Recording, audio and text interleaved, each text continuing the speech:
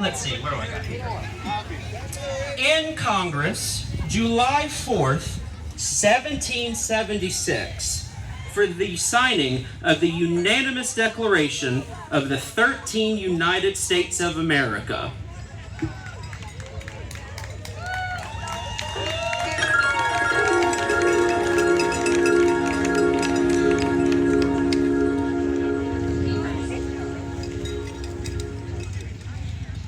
When, in the course of human events, it becomes necessary for one people to dissolve the political bands which have connected them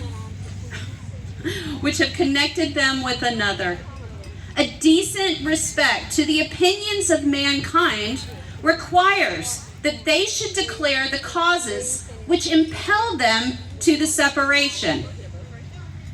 We hold these truths to be self-evident, that all men are created equal, that they are endowed by their Creator with certain inalienable rights, that among these are life, liberty, and the pursuit of happiness. That to secure these rights, governments are instituted among men, deriving their just powers from the consent of the governed. That whenever any form of government becomes destructive of these ends, it is the right of the people to alter or abolish it, and to institute a new government, laying its foundation on such principles and organizing its powers as to them shall seem most likely to affect their safety and happiness. Prudence, indeed, will dictate the government's long established should not be changed for light or transient causes, but when a long train of abuses and usurpations evinces a design to reduce them under absolute despotism, it is their right, it is their duty to throw off such a government and to provide new guards for the future. Such has now been the patient sufferance of all these colonies, and such is now the necessity which constrains them to alter their former system of government. The history of the present king is the history of repeated injuries and usurpations, all having in direct object the establishment of an absolute tyranny over these states.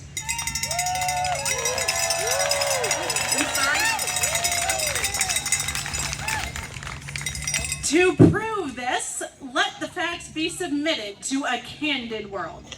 He has refused his assent to laws. He has forbidden the governors to pass laws. He has endeavored to prevent the population of these states, for that purpose obstructing the laws of naturalization of foreigners. He has obstructed the administration of justice. He has made judges dependent on his will alone. He has kept among us in times of peace standing armies without the consent of our legislatures. He has affected to render the military independent of and superior to the civil power, for depriving us in many cases of the benefits of trial by jury.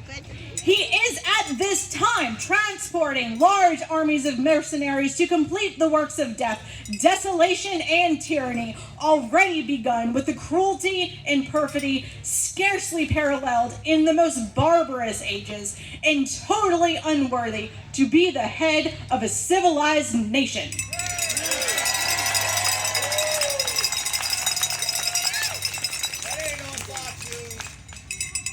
In every stage of these oppressions, we have petitioned for redress in the most humble terms.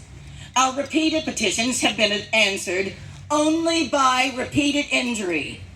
Our petitions have been answered only, as I say, by repeated injury. A prince whose character is thus marked by every act which may define a tyrant, is unfit to be the ruler of a free people.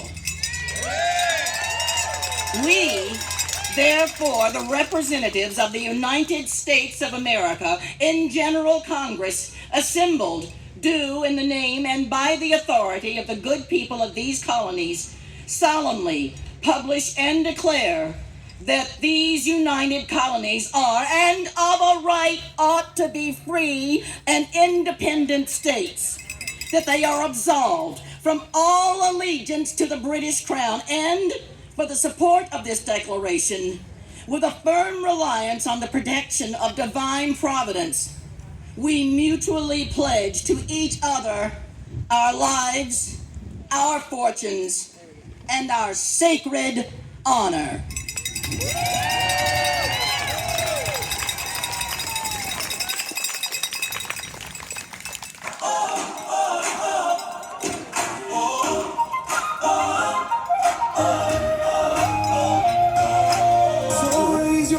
You patriots true to the dream they try to steal from you. We cross the sea for self-command. Got to grovel to a rotting hand. We'll march, we'll sing, we'll laugh, we'll fight to keep our future bright. No kings again, no crowns to claim, no cult of greed, no throne of shame. We'll stand like rebels proud and loud. The revolution would be proud. No kings again, that's how it ends. We're citizens, not royal friends.